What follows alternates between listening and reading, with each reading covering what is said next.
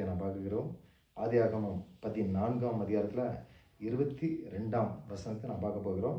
அதற்கு ஆபிராம் சோதோமின் ராஜாவை பார்த்து, ஆபிராமே, ஐஸ்வர்யனாக்கினேன் என்று நீ சொல்லாதபடிக்கு நான் ஒரு சரட்டையாகிலும் பாதரட்சியின் வாரையாகிலும் உமக்கு உண்டானவைகளின் யாதொன்றாகிலும் எடுத்துக்கொள்ளேன் என்று வானத்தையும் பூமியும் உடையவராகிய உன்னதமான தேவனாகிய கர்த்தருக்கு நேராக என் கையை உயர்த்துகிறேன். பிரியமானவர்களே, இந்த ஆபிரகாம் சொல்கிற வார்த்தை பாருங்க. தன்னுடைய சகோதரருடைய குடும்பங்கள் எல்லாத்தையும் நினைச்சாங்க. அவர் ராஜா கொள்ளையிட்டு அவங்க எல்லாத்தையும் கொண்டு போயிட்டாங்க.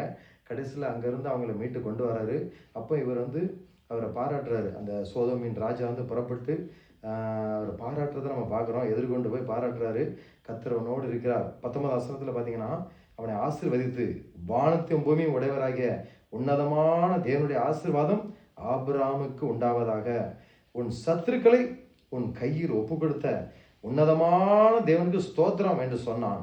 இவனுக்கு ஆபிரகாம் எல்லாவற்றும் தசம்பாகம் செலுத்தி கொடுத்தான் அப்படின்னு பார்க்குறோம். பிரியமானவர்களே, சத்துருக்கள் ஆண்டு கருத்தில் ஒப்பு கொடுத்ததுனால உன்னதமான தேவனுக்கு ஸ்தோத்திரம் அப்படின்னு சொல்லிட்டு கடைசியில் அவனை பயங்கரமாக புகழ்ந்தார் அந்த ராஜா. கடைசியில் ஒரே ஒரு கண்டிஷன் சொல்றாரு. என்ன அப்படின்னா, இந்த ஜனங்கள் எல்லாம் என்ன செய்யுங்க, எனக்கு தாங்க, பொருட்களை எல்லாத்தையுமே நீங்கள் கொண்டு போங்க அப்படிங்கிறான். உடனே ஆபிரகாம் சொல்றாரு, இந்த ராஜா, நீர் என்னை ஐஸ்வர்யன் ஆக்கிறேன் என்று நான் சொல்லாதபடிக்கு கர்த்தர் தான் என்னை என்ன செய்யணும், உயர்த்தணும், என்னை ஆசீர்வதிக்கணும் அப்படின்னு சொல்லி ஆண்டுக்கு நேராக கரங்களை ஏறெடுக்கிறார்.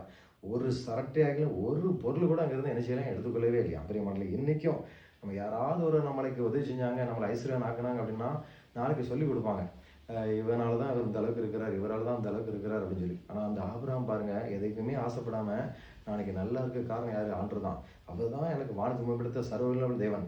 அவரே என்னை உயர்த்தினார், அவரே என்னை ஐஸ்வர்யனாக மாற்றினார், எலும்பிலிருந்து எனக்கு கொப்பிலிருந்து அவர் உயர்த்தினார், என்னை ஆசீர்வதித்தார் என்று ஆண்டவரே என்னை உயர்த்தணும். வேற எந்த ஒரு மனுஷனால நான் உயர்ந்தேன்னு சொல்லி அவங்களுடைய பேர் வரக்கூடாது, ஆண்டு பேர் மட்டும்தான் வரணுங்கிறதுல அவர் குறியா இருக்கிறத நம்ம பார்க்கணும். பிரியமலை, இன்னைக்கு நிறைய சொல்லுவாங்க, அந்த நிலைமைக்கு காரணம் இருக்க காரியம் யாரு? அவர் தான், இவர் தான், அவரால் தான் நான் அந்த அளவுக்கு வந்திருக்கிறேன், அவர் தான் காரணம் அப்படின்லாம் நிறைய பேர் சொல்றது பார்க்குறோம்.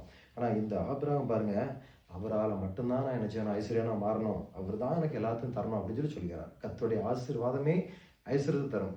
அதனோட ஒரு வேதனை நினைச்ச மட்டும் கூட்டவே மாட்டார். மனுஷங்க இன்னைக்கு ஏதாவது செஞ்சா கூட நாளைக்கு சொல்லுவாங்க, இந்த அளவுக்கு காரணமா இருக்க காரணமே யார் தான்?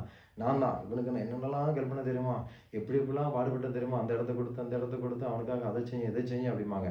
ஆனால் ஆண்டு ஒரு நாள் சொல்லிக் கொடுக்கவே மாட்டார். இப்போது இருப்பதை காட்டிலும் 1000 மடங்கு அதிகமாக ஆசை இருக்கிற தேவன் நம்மளும் நம்முடைய குடும்பத்தை அவர் ஆசை